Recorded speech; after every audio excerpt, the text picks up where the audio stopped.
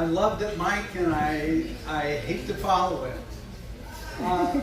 But I retired 7 years ago, and my wife retired at the exact same time. And the same year, my daughter graduated from graduate school, my son graduated from college.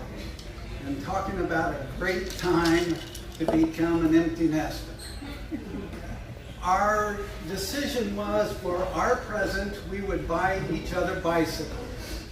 So we spent 6 months looking for bicycles because someone told us, if you get a skinny tired bike, she gets a fat tired bike, you won't be able to ride together.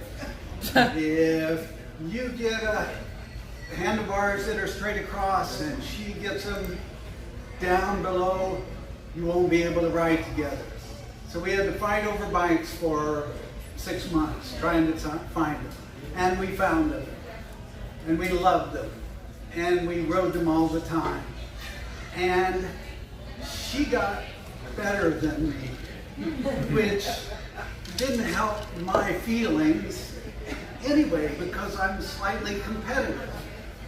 So we go on a number of rides, and all of a sudden, every time we go out for a ride, she takes off, and I hear a guy on the street saying, "You'll never catch her." So, I just keep following her. When we were dating, I used to tell her I love to follow her on a bike, just so I could look at her. This was no longer the case when we were 65. I did not want to follow her, but I did over and over again. And one spring day, we went out and back, and I almost got her, and we turned off onto a side street to get an extra half-mile ride in. And I was still 20 yards behind her. And I thought to myself, I'm catching her. I am catching her. So I put my head down. I counted every rotation. 1, 2, 3, 4, 5, 6, 7, 8, 9, 10. I'm closer. And look up. There, she's getting closer.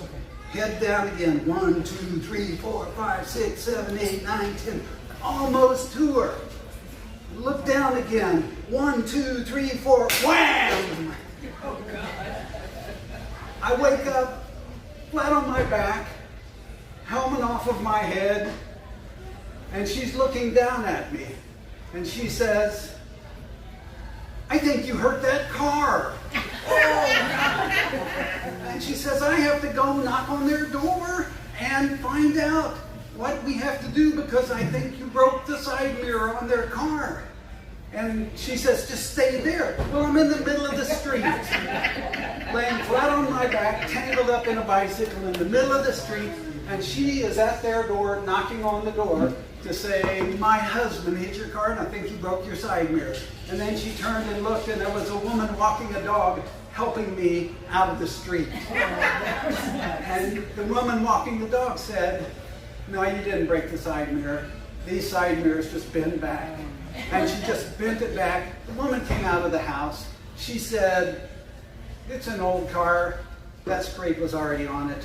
Don't worry about it."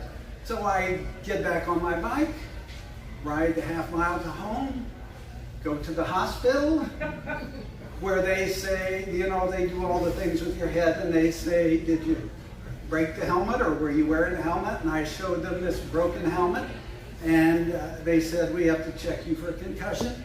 As it turned out, I had some scrapes, torn up finger, and nothing was hurt except my pride because I never did catch her, and she said I screamed like a girl when I hit the car.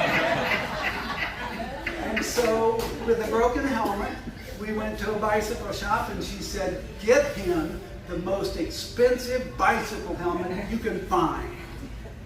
And I walked home with it. I now have an expensive bicycle helmet, and I've learned not to look down while you're riding a bicycle. Thank you.